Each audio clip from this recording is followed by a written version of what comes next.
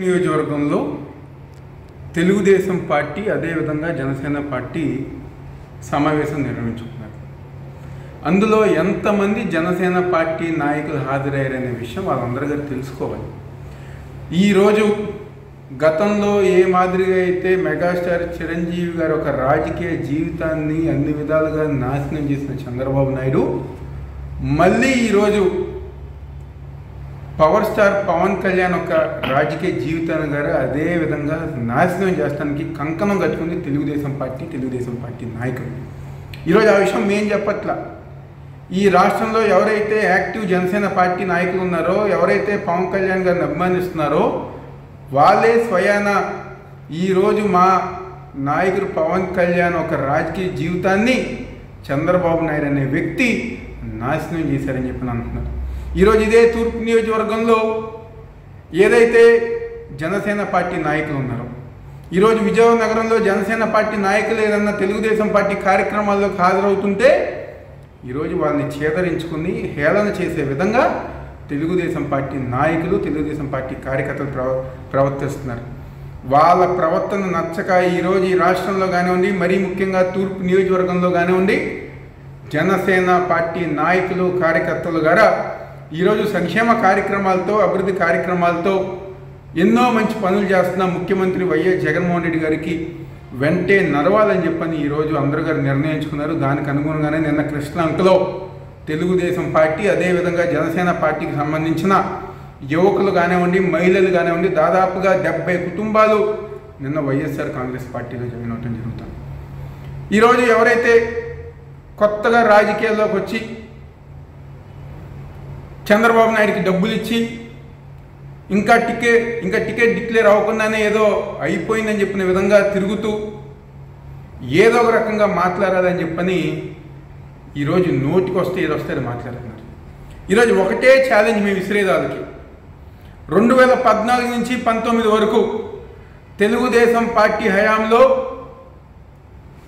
ఎవరైతే శాసనసభ్యులు మీ వాళ్ళే ఉన్నారు, కార్పొరేషన్ మీదే ఉంది, పైన అధికారం మీదే ఉంది, మీరు ఏ అభివృద్ధి కార్యక్రమాలు చేశారు, ఎన్ని కోట్లు మీరు ఒక్కొక్క డివిజన్లో ఖర్చు పెట్టారని చెప్పని మీరు చెప్పగలిగే దమ్ము ధైర్యం మీకుందా?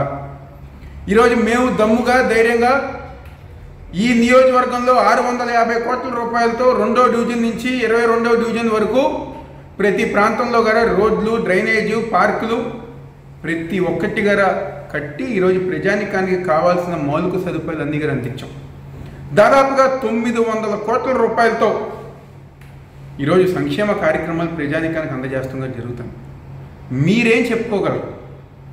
30 సంవత్సరాల క్రితం, 40 సంవత్సరాల క్రితం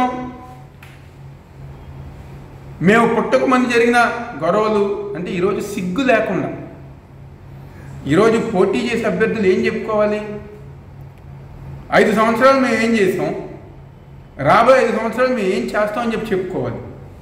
ఈరోజు మీరు ఏం చెప్పుకోగలుగుతున్నారు? ఒక్క కార్యక్రమం మీరు చెప్పుకోగలుగుతున్నారా? చనిపోయిన వ్యక్తుల గురించి, చనిపోయిన మనుషుల గురించి దిగజారిపోయి, ఎందుకంటే ఏ వ్యక్తి అయితే మాట్లాడారో తెలుగుదేశం పార్టీ పార్లమెంట్కి పోటీ చేస్తుంది, ఎందుకంటే వాళ్ళ పేరు గారు తెలియని వ్యక్తులు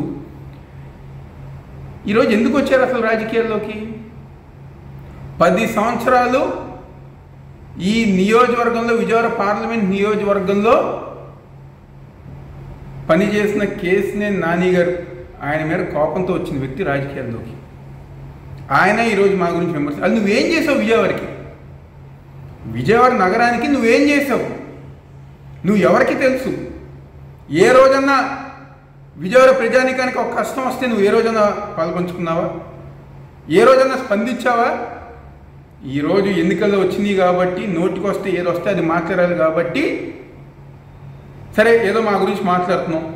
మీ తెలుగుదేశం పార్టీ నాయకులు, నీ పక్కనే ఉన్న గద్దె రామ్మోహన్ పరిస్థితి ఏంటి? కాలుమని సెక్స్ ర్యాకెట్లో తన పేరు లేదా? ప్యాకాట్లో తన పేరు లేదా? బెట్టింగ్ బంగారాజు అంటారు గద్దె రామ్మోహన్ని, ఆ విషయంలో తన పేరు లేదా?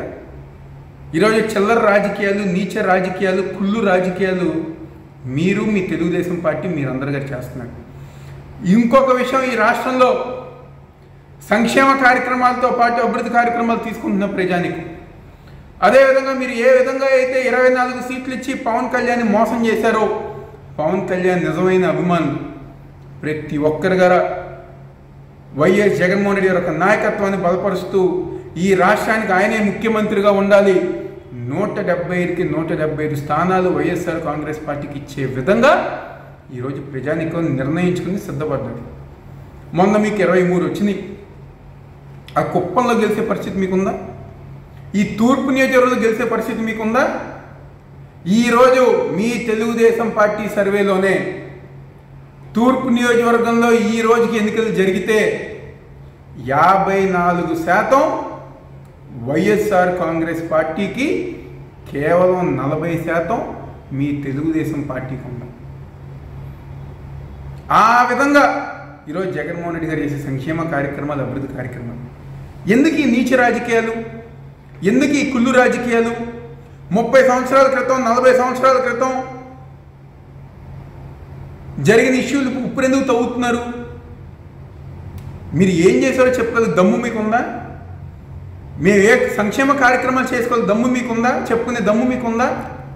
అలాంటివి లేకుండా ఈరోజు ఏదో కొత్తగా డబ్బులు వచ్చినాయి కాబట్టి ఆ కొత్త ఉత్సాహంలో డబ్బులు తీరిగిపోయేదాకా వీళ్ళందరూ ఉంటారు. రేపు మళ్ళీ పార్లమెంట్గా మా కేసీఆర్ నాని గారు గెలిచిన తర్వాత వీళ్ళందరూ ప్యాకప్ అయి హైదరాబాద్ వెళ్ళిపోయే బ్యాచ్, వీళ్ళందరూ అమెరికా హైదరాబాద్ వెళ్ళిపోయే బ్యాచ్, వీళ్ళందరూ వీళ్ళ గురించి ప్రజానికం మాట్లాడుకోవట్లా, మేము మాట్లాడి గారా వాళ్ళ టైం వేస్ట్, వాళ్ళ పేరు తెస్తాం గారా వాళ్ళకి ఒక అర్హత లేదు. అదేవిధంగా ఈ నియోజకవర్గంలో 10 సంవత్సరాలు శాసనసభ్యుడిగా ఉంటూ ఒక్క కార్యక్రమం, ఒక్క అభివృద్ధి కార్యక్రమం, ఒక్క సంక్షేమ కార్యక్రమం కేవలం ప్రజానికాన్ని మోసం చేసే విధంగా